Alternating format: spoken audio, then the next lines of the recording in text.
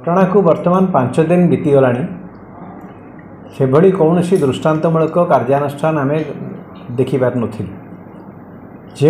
जो पर्यंत महिला जनक तांकर निजर विस्फोरक बयान देले से पर्यंत बोधहुए सरकार निद भांगी न मोर ये परिप्रेक्षी रे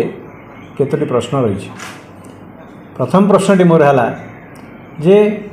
वर्तमान घटनाटी क्राइम ब्रांच को हस्तांतर करा जायछि एवं आज आम संवादपत्र रे पढ़िलु जे जो संपृक्त पुलिस अफिसर माने जो माने आरोपी सेमानंक विरुद्ध रे केस मामला करा जायछि, केस रुजु करा जायछि। मोर प्रथम प्रश्नटी है जे वर्तमान पर्यंत सेमानंकु पुलिस अरेस्ट करिना ही काहेकि कि प्रकार एविडेंस को सेमाने अपेक्षा करिकी रहिछन्ति। सेमाने कहि परिबे कि जे महिला को अत्याचार करा जाय नथिला, महिला को निर्यातना दिया जाय नथिला, तांको अमानुषिक भाव रे जेभଳି तांको सेमाने प्रहार कले तार आउ कोन प्रमाण को अपेक्षा करिकी रहिछन्ति जे एपर्यंत से 4 बा 5 जन पुलिस अफिसर काहेकि अरेस्ट होई नाहंती। जदि ए महिला एवं तांकर जो पुरुष बंधु मेजर तांकर जो एतला देवाई से आसीथिले एवं जो घटना सब घटला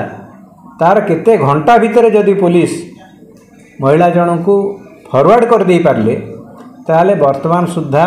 क्राइम ब्रांच करुछि कोन। यह मोर प्रथम प्रश्न। मोर द्वितीय प्रश्न है जे महिला को जितेबाला एभली अमानुषिक भाव में अत्याचार करागला तांकर जटा भांगीगला आउ जो कथा से वर्णना कर गोटे पिता हिसाब से कहवाक मत लाज लगुच तांको जेभली भाव में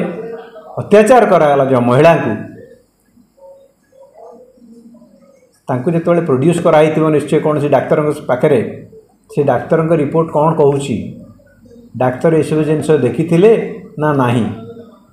जदि न देखिके रिपोर्ट देइछन्ति ताले डाक्तर विरुद्ध में कड़ा कार्यानुष्ठान ग्रहण करा कथा। कारण एभली अनेक घटना मो दृष्टि को आसी जो थे कि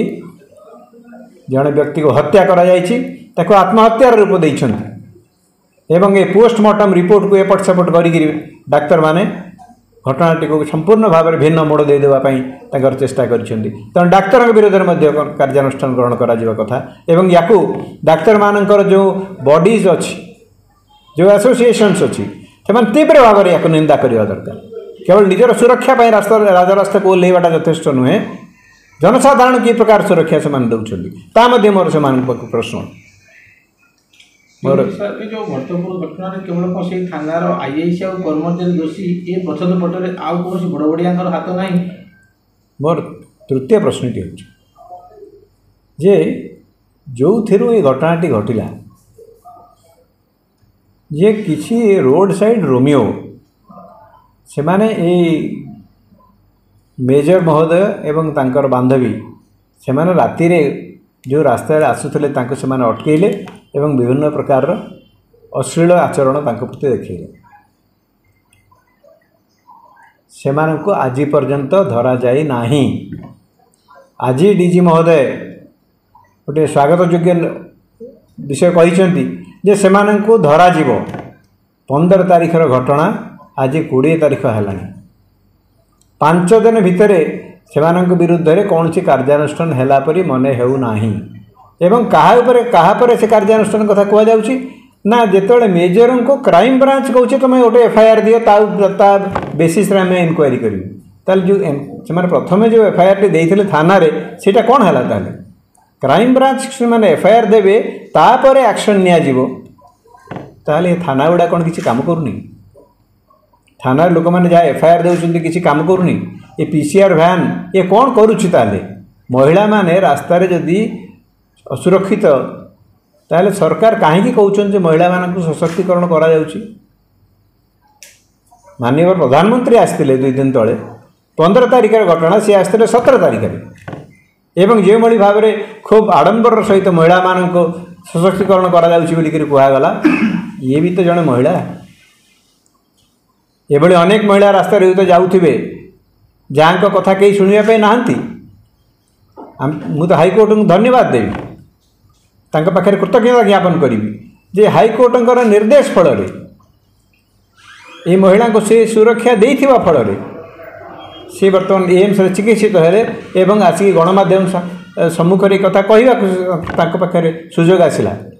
केते महिला एभली भाव में लुचि जाइए तार कौन हिसाब किए देछि तेणु ये जो महिला मानू निर्यातना दि जाउछि खोद राजधानी भितर एवं राजधानी बाहर जो भाव में निर्यातित करा जो भाव में मारिकी टांगी दि जाउछि विभिन्न जगह से विरुद्ध में कौन एक्शन सरकार नौ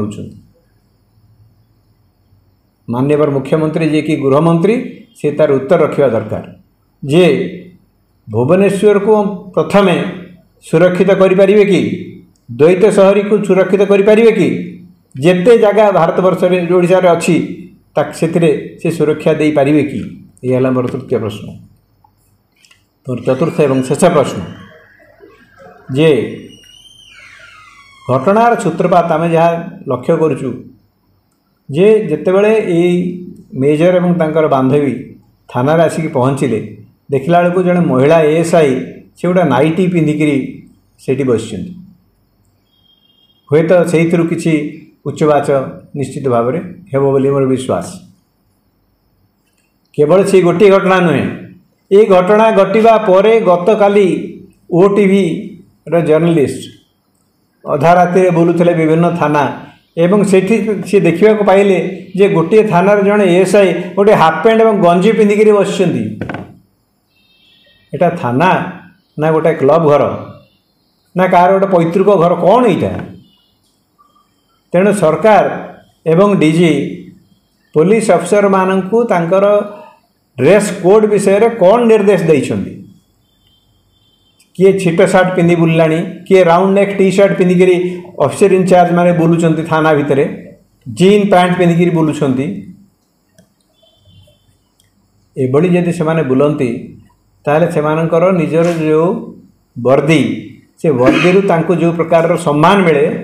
तांको जो प्रकार साहस मिले से पाइबे कौटू एवं जनसाधारण केमती जानवे